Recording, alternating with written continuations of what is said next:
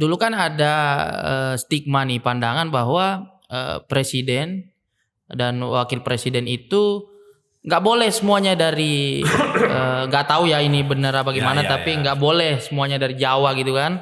Ada mitos itulah. Ya, ada stigma bahwa Jawa dan non Jawa gitu. Oke. Seperti Bung Hatta waktu itu, ada Yusuf Kalla dan sebagainya. Dan menurutku sampai hari ini sebenarnya masih bisa dikatakan relevan sebenarnya. Tapi sampai hari ini kan fokus di Pilpres itu kan kembali lagi ke Jawa kan. Kan sebenarnya dalam sebuah partai itu wajarnya itu kan kaderisasi. Iyalah, ada mekanisme Betul, mereka lah. ada mekanismenya sebenarnya. Jadi di sebuah partai seharusnya itu kaderisasi lalu ke atas, dan disitulah kita bisa menentukan siapa nih kader kita yang kita calonkan. Iya nggak? Itulah fungsi kandidasi dalam partai politik. Ingin yang merajam secangkir kopi hitam, kombinasi sempurna untuk kita bercerita. Jangan tentang rasa, keadilan dan norma, cukup yang ringan-ringan saja. Balik lagi di DPR, diskusi politik ringan. Hari ini saya kedatangan teman saya. Ada yang pertama yang paling cantik, siapa namanya? Perkenalkan, nama saya. Jangan kaku lu, Din. Jangan kaku, Din. Biasa aja, Din. Santai, Din. Biasa ketemu gak ada mic soalnya. Jarak-jarak. Oke. Namanya siapa? Namanya Dinda Rembulan. Dinda Rembulan. Yang paling cantik hari ini ya guys ya. Jadi boleh salah satu fun fact hari ini bahwa Dinda Rembulan adalah talent yang paling cantik yang sudah hadir di podcast kita. Alhamdulillah. Baru cewek satu-satunya soalnya. Belum ada pembanding. Sedih banget. Gak apa-apa lah kalau gitu. Setidaknya rekor dulu ya. Iyalah gak apa-apa. Emang Oke, Dinda dari mana nih? Aku dari Bekasi, rumahku yang KTP di sini. Bekasi? KTP aku Bekasi. Astaga, jauh kali Bekasi. Iya, tapi aku aslinya Pangkal Pinang. Oh, Bangka. Iya, Bangka. Papa asli sana Pangkal Pinang. Mama juga. Mama dari Juwu. Kebumen. Oh, Kebumen. Berarti Iya, ada darah-darah apa ini? Aku campuran. Oh sih. mix. Oke, yang satu lagi. Yang ganteng lah dia. Berusaha sih dia. Baru satu juga nih, jangan. Kalau kayak gitu udah banyak. Jadi salah satunya lagi teman kita ini namanya Muhammad Aksa ya. Iya. Nama panjangmu apa? Ya baik, terima kasih udah diundang sama Bang Timotius Lubis. Saya Muhammad Aksa BS. BS ini apaan? Ini singkatan dari orang tua ini. Oke. Bahar dan Suryani. Oh, nama orang tuamu? Nama orang tua digabung. Waduh, berat banget hidup lu ya. Iya. Ngangkat orang tua. Dari Makassar. KTP Makassar. Makassar. Kota Makassarnya atau mananya? KTP-nya Sopeng, Kabupaten Sopeng namanya. Berarti kalau Sopeng ini enggak coto enggak ya? Ada juga coto. Tapi yang paling terkenal apa makanannya? Paling terkenal makanannya Palu basah. bukan. Itu kalau di sana tuh ayam nasuliku. KFC di mana-mana, Bro. Itu di mana-mana. Jangan diklaim dong. Oke. Ada nasuliku namanya. Nasuliku. Nasuniku. Jadi nasuniku ini tapi banyak di sana dijual atau hanya bikin? Dijual bikin. Kalau yang terkenal sekarang yang dipasarkan itu namanya bebek timusu. Itu salah satu produk UMKM yang banyak gitu digandrungi sekarang. Oh, lagi terkenal di sana ya, lagi Betul. naik hype-nya. Jadi satu dari Pangkal Pinang, satu dari Sopeng, satu dari Toba. Wah sih. Mantap. 3 penjuru sebenarnya. 3 penjuru mata angin ya kan. Dia paling utara, saya paling barat, dia paling timur. Jadi teman-teman, hari ini 2 teman saya ini adalah teman saya sekelas lah ya, satu jenjang pendidikan. Sekarang lagi menempuh magister ilmu politik Universitas Indonesia. Jadi saya undang mereka ke sini ya untuk cerita-cerita lah, untuk ngobrol-ngobrol singkat. Ya singkat gak sih? Berkisah. Kalau di tempatku namanya markombur. Oh, ada bahasanya ya? Bahasa sendiri. Markombur itu artinya duduk nongkrong minum kopi terus cerita-cerita soal ladang kita, soal sawah kalau di kampung ya. Kalau di sana nggak ada. Kalau di kampungku tuh Mak Dado namanya. Mak Dado. Iya. Itu namanya ngumpul cerita-cerita gitu. Cerita. Menggosip gitu ya. Di Bangka juga ada bahasanya. Apa lagi? Ngerameng. Ngerameng. Kalau ngerameng itu kita nggak cuma ngomongin masa ini, tapi yang kayak semuanya ke depannya. Ngerameng. Tapi itu biasanya kalau markombur itu atau apa tadi namanya? Mak Dado. Mak Dado itu biasanya ada makanan kecil atau kopi atau Iya pastilah. atau minuman keras. Ngeri ya. Oh enggak juga ya.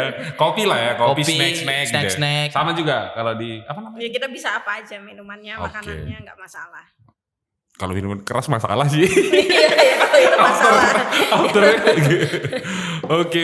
Jadi dua teman saya ini juga menarik sebenarnya background pendidikannya. Oh kalau Dinda ini sekolahnya dulu di mana? SD, SMP, SMA di? Waduh, aku SD itu di Pangkal Pinang, SD Wah. Muhammadiyah. Lahirnya Pangkal Pinang? Lahirnya di Jakarta, tapi kan waktu itu pas banget orang tua kan Kerja. merantau kan, Ah. jadi ke sini habis itu ke Pangkal Pinang lagi, terus merantau lagi. Jadi ngikut aja kita sebagai anak kan. Terus lanjut SMP-nya aku di pesantren, di SMP Darun Najah, Di Bangka. Ulu Jami, Di sini tuh di mana? di Pesanggerahan. Nggak tahu juga. Semakin gak paham. Jakarta Selatan kok Oke, dia oke, masuknya, Pesanggerahan. deket, Oh. ya. Berarti itu Arah asrama? Bintaro. Asrama ya? Iya, pesantren bener. 3 tahun. 3 tahun. Liburnya hari Jumat. Kalau Jumat itu Jumatan ya? Iya. Gara-gara Jumatannya ya? Iya karena kan kalau misalnya di Arab itu hari liburnya hari Jumat, nggak kayak Minggu kan. Oh Masehi kalau Minggu. Iya. Pertanggalan Masehi itu di hari Minggu. Iya kalau ini hari Jumat. Ya, jadi waktu itu pas masih umur berapa berarti ya masuk pesantren? 1 SMP. Umur 13 lah ya, 13 tahun. Masih segini. Gimana kalau pesantren cewek itu? Biasanya aku pernah lihat pesantren cowok. Iya. Itu agak brutal-brutal sih. Oh dulu seru sih tapi karena kan ngerasanya pagi, siang, sore, malam ketemunya temen terus. Bosan nggak? Enggak sih menurut aku seru banget. Tapi sampai sekarang komunikasi sama teman-teman pesantren. Alhamdulillah masih komunikasi bagus kan. Harus kita selalu jaga dong. Tapi SMA pesantren lagi. SMA boarding school. Mirip pesantren tapi enggak Oh iya, betul, lebih ke boarding. internasional. Oke, di Bekasi. Enggak di Jakarta, di Kuningan. Ngeri banget ini sekolah. Namanya Kita nanti ini cerita gimana nih? Udah ketimpa sama dia sendiri. gimana dong? Masa bohong? Iya sih, tapi pengalamannya keras banget ya. SMA apa namanya? Namanya International Islamic High School Di Jaksel, Kuningan. di Jaksel Kuningan. Kalau sekarang udah pindah ke Cikarang. Oh, udah nggak di Kuningan lagi. Udah enggak. Tapi masih rame. Masih rame. Seru di situ juga. Mahal nggak? Waduh, yang bayar mama jadi gimana ya? Sih. Tapi Aku sebagai anak menjalankan tugas tuh ya nurut. Yang bayar mama papa. iya sih. Tapi kadang kan kita kalau dengar-dengar ruang sekolah anak-anak Jakarta itu agak Tapi keringet sekarang dingin. sama loh. Aku kalau ngelihat sekolah-sekolah gitu kan harganya ngelihat di Iya, Google makanya. kayaknya orang nahan punya anak sekarang gara-gara itu. Makanya lagi viral di child free ya kan. Ya, child free bener daripada kan. Uang sekolah mahal, Bos. Iya. Oke, berarti SMA-nya di International School, baru kuliah. Kuliah lanjut ke Singapura. Terus lucunya Jauh banget sama kita, Sa. Gimana, Sa? Lemes saingnya. Oke. Jadi waktu aku SMA itu ada pertukaran pelajar gitu kan, itu diwajibkan dan waktu angkatan aku itu dapatnya ke Kanada. Berarti kok pernah ke Kanada? Iya, sekolah di Kanada sebulan pas SMA. Ya kan? Nah dari situlah muncul pemikiran kayak wah enak ya di luar negeri ya, pengen ya kuliah gitu. Karena pas SMA. Tapi Kanada katanya salah satu tempat favorit untuk bekerja dan sekolah. Katanya nyaman ya? Iya betul. Nyaman Memang banget ya? benar-benar nyaman dan mungkin karena penduduknya juga nggak terlalu banyak ya. Ah. Jadi Nggak sekeos USA lah. iya bener. Jadi semuanya masih tertata rapi gitu kan. Iya. Orangnya juga nggak rame. Terus lucunya mereka tuh bahasa keduanya itu Perancis. Jadi beberapa tulisannya itu Inggris sama Perancis. Kalau di Singapura kan bahasa Inggris, Melayu. bahasa Melayu, baru bahasa Chinese kayak Iya. gitu kan, India gitu. Mm-mm. Berarti kalau di Kanada bahasa keduanya Prancis. Prancis. Tapi bahasa Inggrisnya mirip ke USA-nya atau Britishnya? Dia kayaknya lebih ke USA deh. Lebih Ya, yang agak-agak. miripnya. Yang kayak biasa aja gitu kan, nggak yang aksen berat banget. Kalau British ini kan Inggris Melayu kalau kayak bilang. Baku banget kan. Betul. Kalau bahasa ya Amerika itu bahasa Jakarta lah. Iya. Gimana lu gitu-gitu kan. Yang grammarnya nggak tahu kemana itu Amerika itu pasti. Oke, berarti sempat pertukaran pelajar di Kanada. Iya. Kelas 3 pas ya? SMA. Kelas 2 naik kelas 3. Berapa tahun tuh? Oh enggak, cuma 3 bulan. 3 bulan. 1 bulan, sorry. 1 bulan doang ya? Satu Sendiri bulan. saat itu dari sekolah? Enggak, 1 angkatan. Kanada semua? Ke Kanada semua. Wajib. Emang sama kurikulum? Iya dia lebih kayak ngajarin soal culture juga di sana. Oh. Jadi banyak. Jadi nggak benar-benar pembelajaran yang ini. Jadi macam-macam. Bukan yang di kelas banget gitu, teknis gitu. Enggak, banyak juga keluar-keluarnya, pergi-pergi. Jadi sekalian jalan-jalan. Makanya dari situ pengen banget kuliah di luar negeri.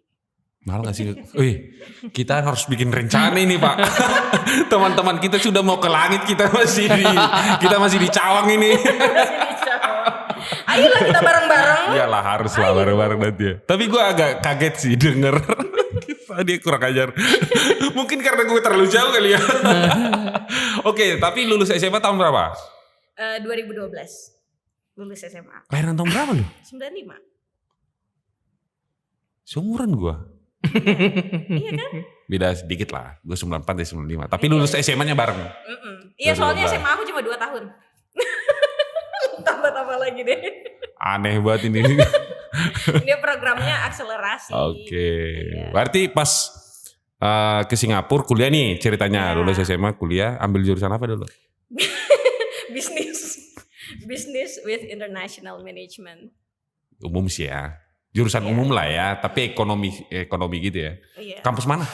Northumbria aku ngambilnya. Northumbria. Northumbria. Itu asli Singapura atau cabang dari Dia kampus? itu sebenarnya kampus dari UK. Iya kan Northumbria. Iya, nah cuman mereka punya kayak kelasnya itu di Singapura. Ya kayak Monash lah. Ya Monash kan sekarang ada Di BSD. Di Enggak Tangsel lah. jauh-jauh. Nyaris loh aku masuk situ. Tapi seru lah ya di Singapura ya. Iya. Gue kemarin ke Singapura bos. Wah, gimana? Nonton bola. Serius? Serius di National Stadium. Iya, National Stadium biasanya. Mantep ya. Tapi jalan kaki capek banget. Iya. Ngurus Orang sana kebiasaan. paspor online apa Enggak lah offline. offline? Aku- Dia soalnya pengen ngurus paspor nggak jadi-jadi. Nanti sama aku ya. yang penting ininya pas. Kita siap bantu 5 menit jadi. Enggak bercanda. Oke, kalau dia tadi S1-nya di Singapura S1-nya. Baru lanjut di S2 di UI sekarang ya. Tuh. Oke, kalau Aksa ini sekolah di mana dulu? Ya Sopeng. TK di Oh, TK lu. TK dulu. Kan TK kita kan, dia beda kan. Ini kan kita dari desa. Ini dari desa sama kota. Nah, dia juga Banyak. TK, bro. Oh, udah TK. Maksudnya TK dulu di namanya TK Cidai, itu Desa Cita, Sopeng. Sopeng. Nah, Oke. SD Cita lagi 96. Habis itu SMP semuanya negeri nih. Jadi jenjang pendidikan negeri semua. SMP negeri 4 Liri aja di Cita juga. SMA negeri 1 Liri aja. Nah, S1 di Universitas Negeri Makassar. Jadi kita negeri semua. Jurusan apa lu? Jurusan ya ini jurusannya jurusan ilmu keolahragaan namanya. Hampir jatuh gue.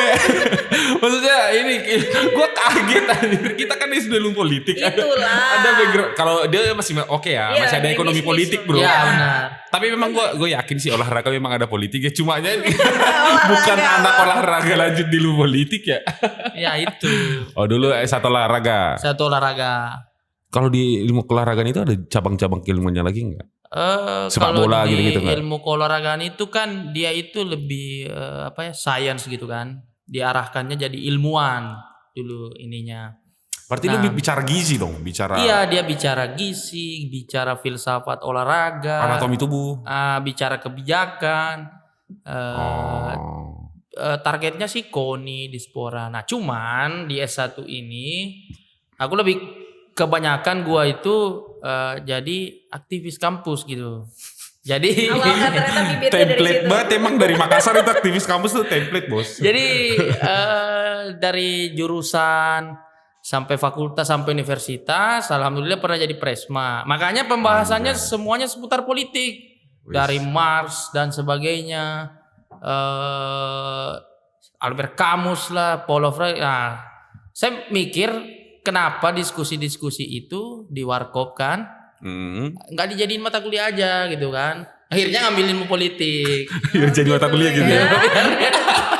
Dari warkop ya Biar dibahas. Oke Kayak gitu oke oke. sebenarnya. Jadi itu perkenalan singkat dari kita teman-teman.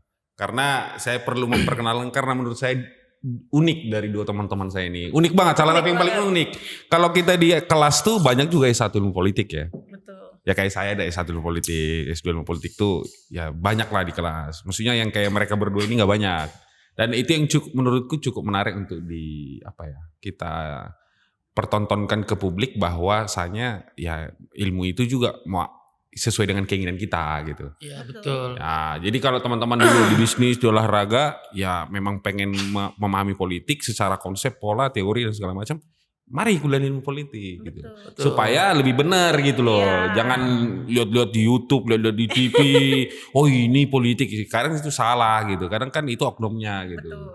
Nggak boleh ditelan mentah-mentah. Iya, jadi sebagai mahasiswa ilmu politik, kita punya tanggung jawab nih. Sih.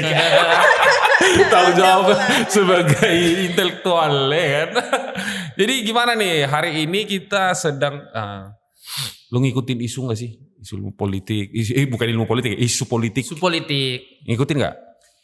Ya sekarang sih interestingnya udah banyak isu politik tuh di Instagram ya. Jadinya Iya sih, mau iya gak sih. mau ya gak sih pasti ngeliat. Bergeser ya, bergeser. Betul. Dulu TV di mana di talk di TV, di Iya. dialog TV, sekarang udah ke Instagram, selebgram gitu ya. Iya. Lu ngikutin juga nggak? Ngikut lah. Nyalek gak lu?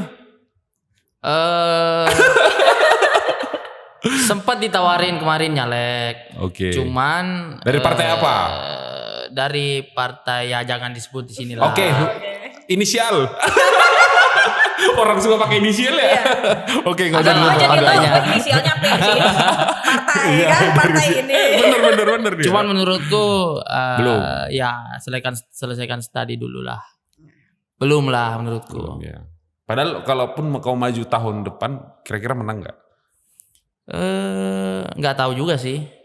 Tapi kemungkinan ya. Ya kan kau harusnya paham lah modal politikmu di sana, modal sosial, melihat situasi, gue dikenal nih, orang tua gue punya sesuatu nih gitu kan. Iya. Atau nggak calon mertua gue, ya kan?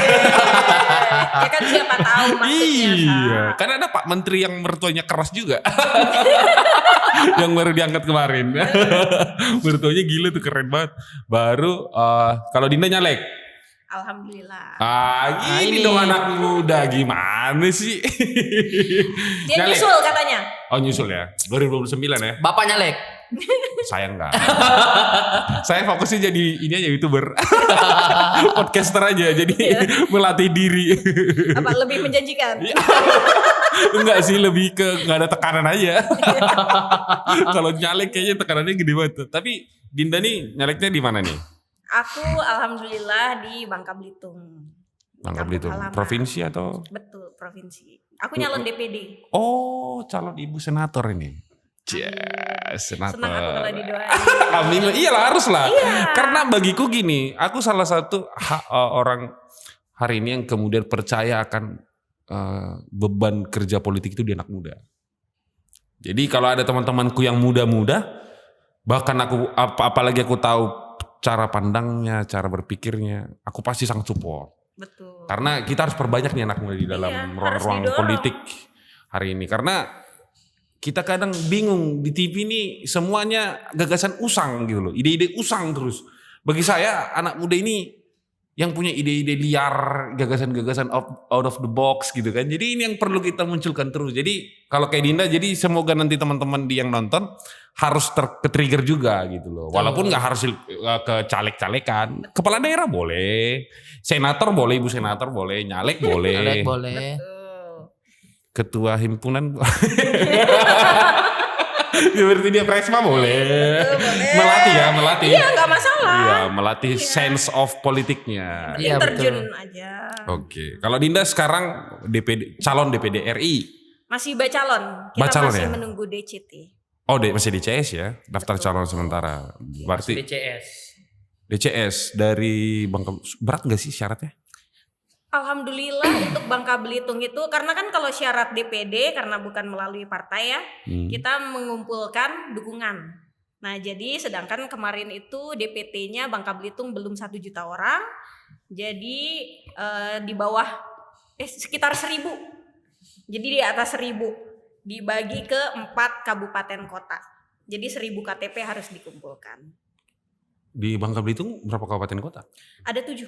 7. Iya. Tapi satu calon DPD ini dibebankan 4 aja. Iya, boleh 4 aja atau kalau misalnya aku kemarin itu semuanya. Ambil semua. Jadi kan supaya terlihat ada dukungan. minimal dari 1.000 KTP. Minimal 1.000 KTP. Berat gak sih?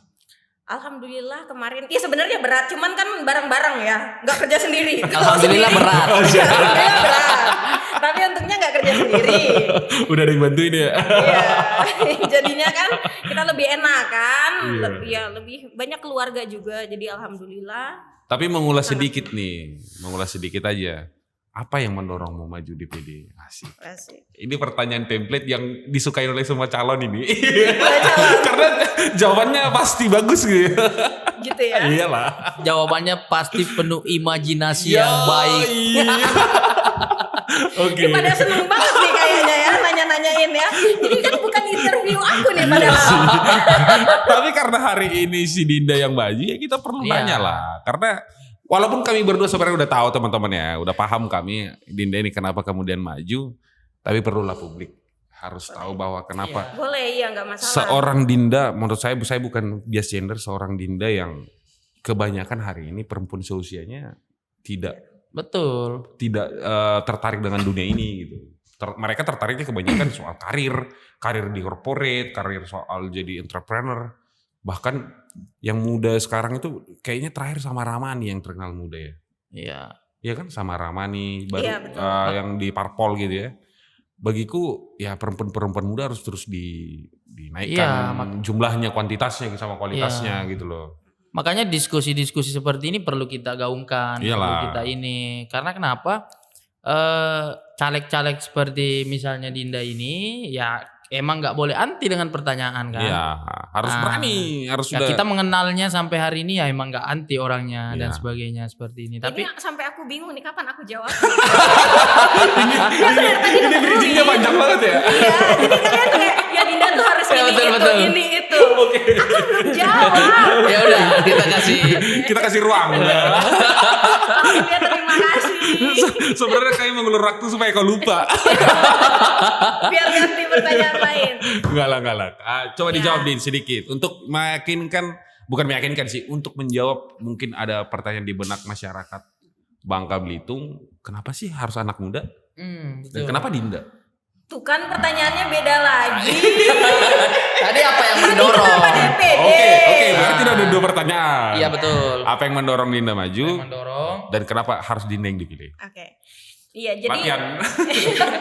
salah satunya itu Sekaligus promosi. ini mau dijawab apa enggak sebenarnya? Dipotong terus, udah kayak OVJ. Oke, terus. Jadi pas banget kan kemarin itu waktu masuk ke ilmu politik, aku juga ngambil fokusnya itu kan perempuan dan politik. Oh ya, politik gender ya? Iya, aku fokus di gender, padahal kebanyakan itu kan di kelas ngambilnya partai politik dan parlemen kan. Oh iya mereka. Iya kan? Gue tata kelola bos. Oh, Kita kan- kita beda-beda. Kita parlemen, Gue tata kelola Dia pemilu. tata pemilu. kelola. Gua parlemen, parpol dan pemilu. Ya.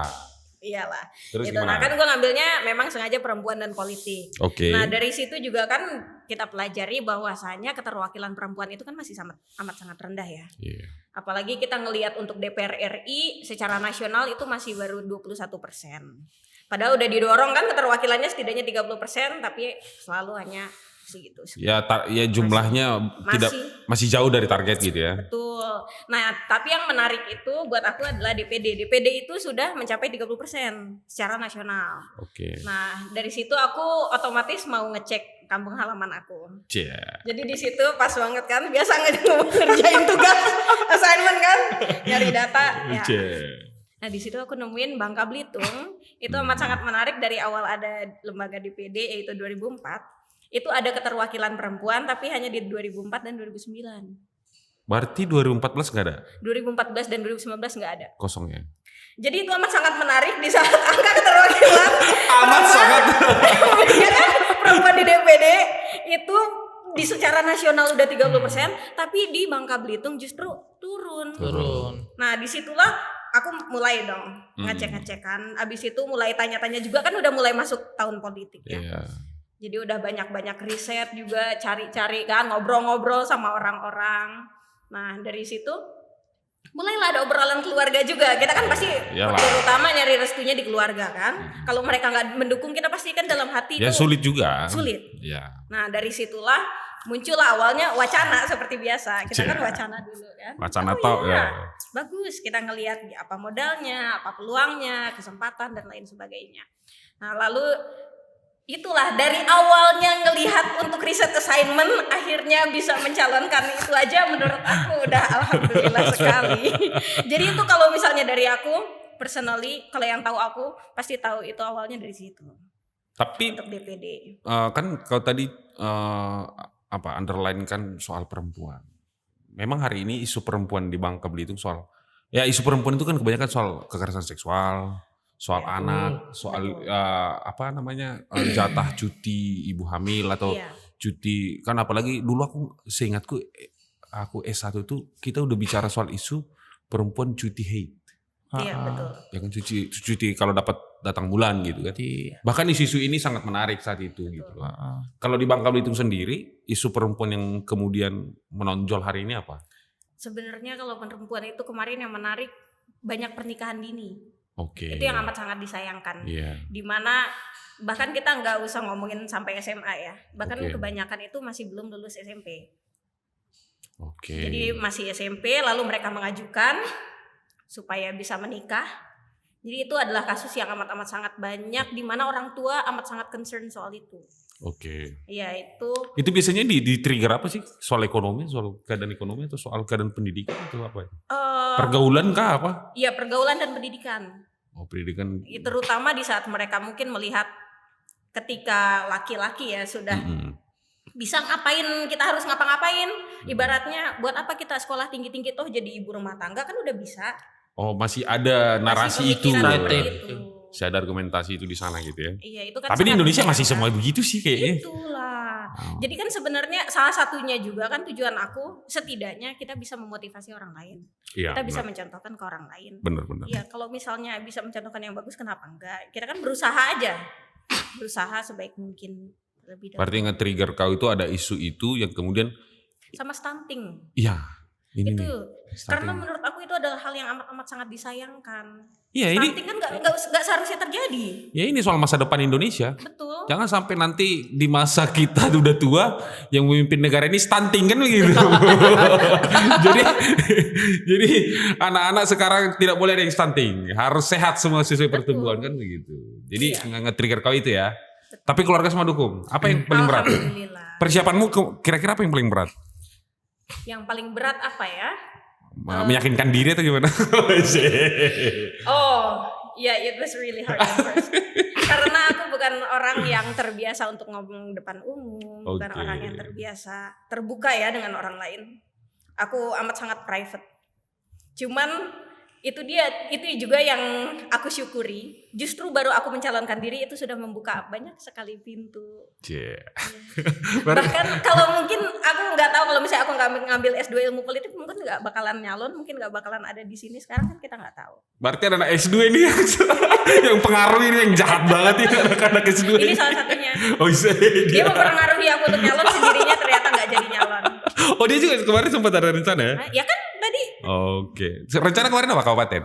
Kabupaten di apa ya? Sopeng. Diarahkan untuk maju. Tapi belum ya. diskusi dengan beberapa senior, diskusi dengan beberapa teman-teman. Ya kan baru di Jakarta. Belum ini belum puas ya. Ya belum, ini masih mau berkelana lah. Nah, dulu dia di kota Jakarta.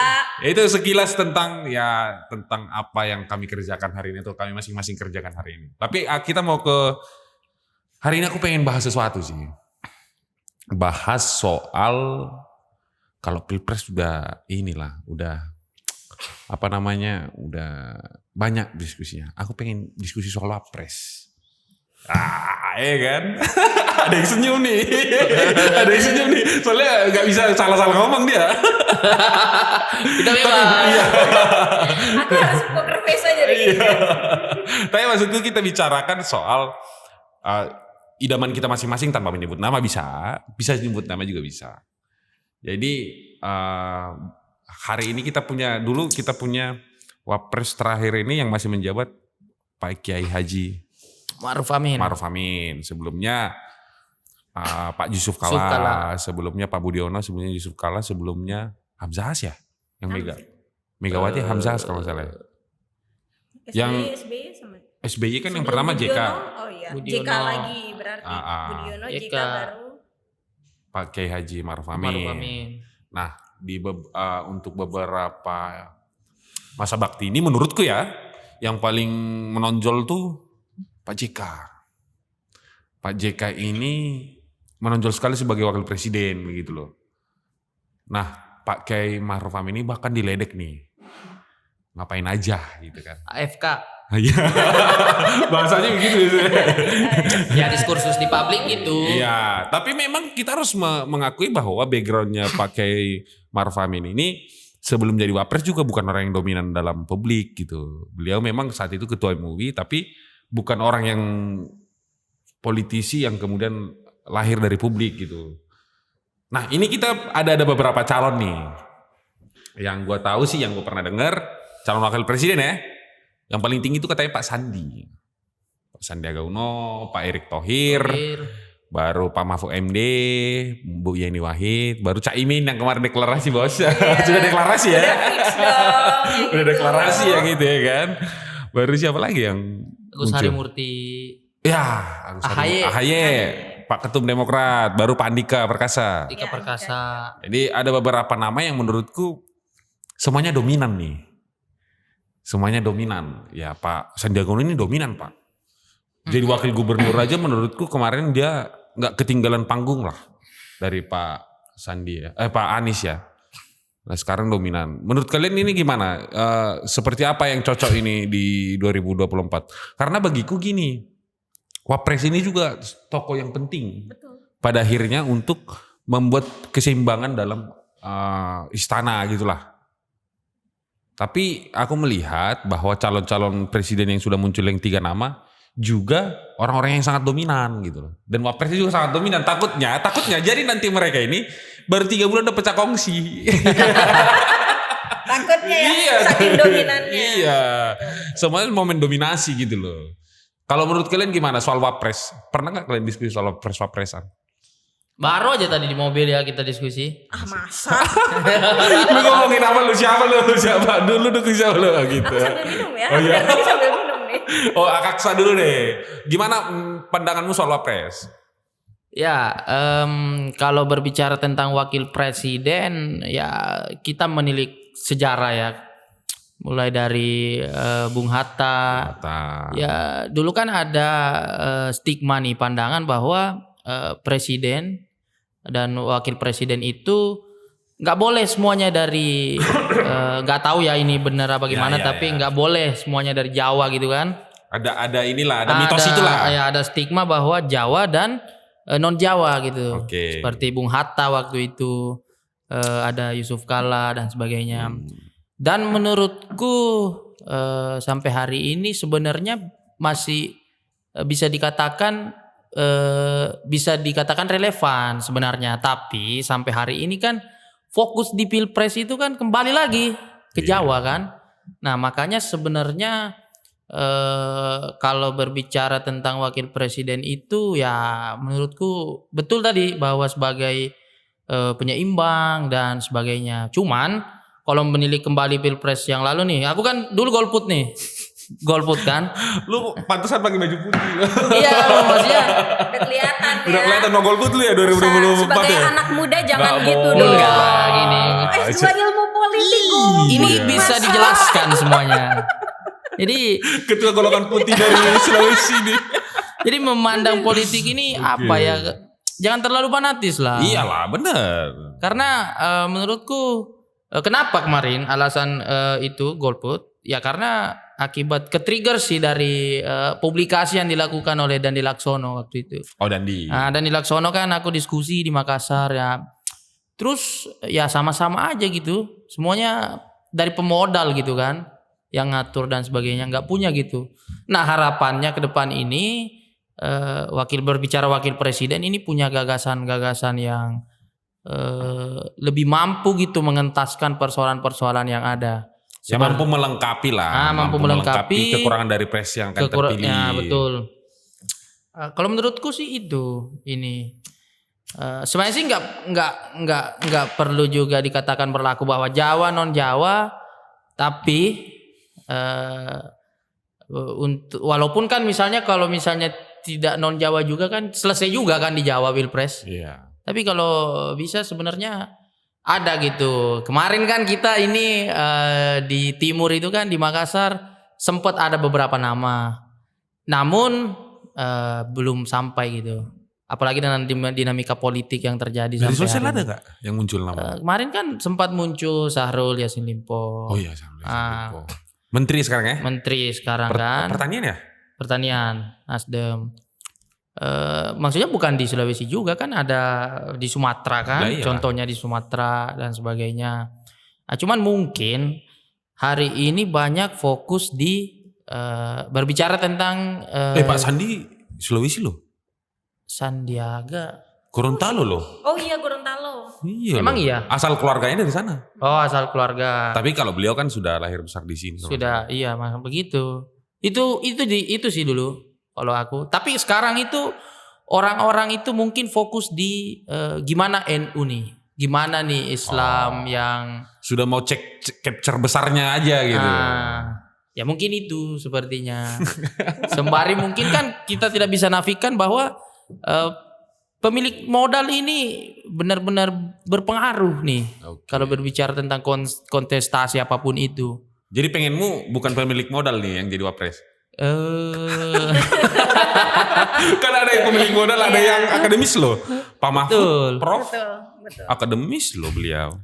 Sebenarnya sih bukan fokus di situnya ya, Oke. tapi fokus di bagaimana dia membantu membicarakan kepada ya tentu yang dia ini bantu presiden mengentaskan masalah-masalah yang ada, masalah polusi udara, masalah kemiskinan, Oh, polusi udara yang terakhir ya. masalah anak muda dan sebagainya. Ya maksudnya gagasan itu perlu diluruskan loh, bahwa kita sebagai anak politik harus mengatakan bahwa politik ini sebenarnya hadirnya kan suci. Iya. Harusnya kan lurus, cuman di dalam perjalanannya mendapat berbagai hal-hal Intervensi. yang bukan intervensi juga.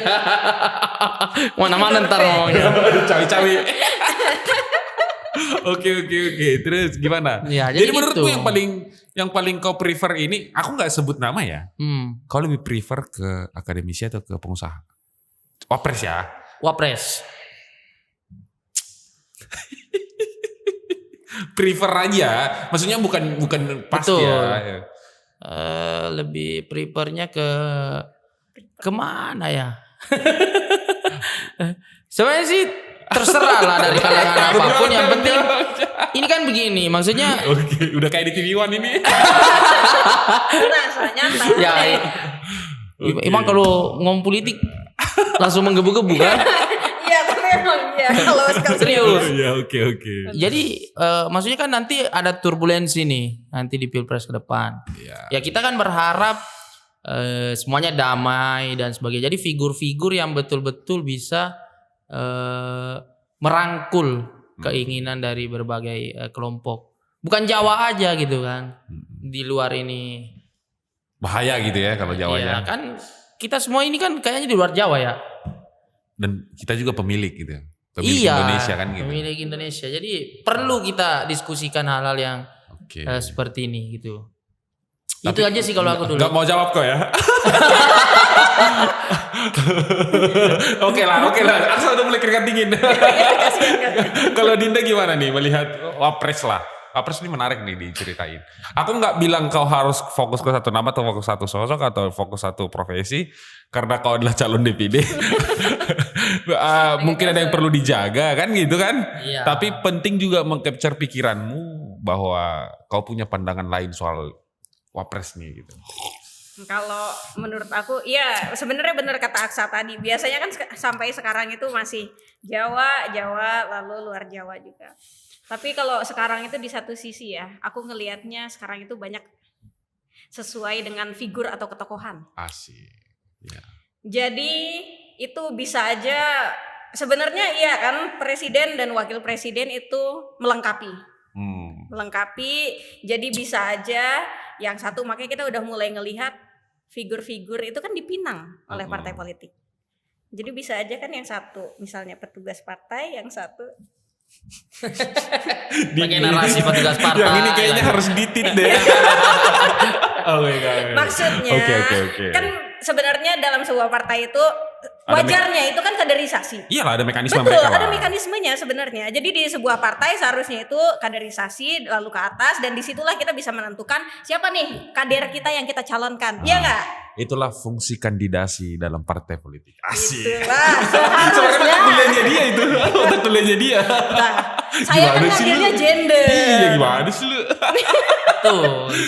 Kelihatan banget gak ngerjain juga sih ya. Ya Allah, Enggak Aksa. lah, ngerjain lah. Ngerjain juga ya. Habis ini nugas ya. Selasa dikumpulin loh. Terus gimana Din? Iya, jadi kalau menurut aku jadi ya sebenarnya kan seharusnya partai menawarkan kader mereka sendiri. Cuman kan ya nggak masalah ketika kita juga nggak bisa ngomong kalau misalnya elektabilitas itu kan bukan kita yang menentukan. Iya. Iya, kalau sekarang itu kan kita juga ngeliat elektabilitas. Jadi ketika seorang figur gitu kan berhasil gitu mengambil hati masyarakat, itu kan dilihat sebagai potensi juga.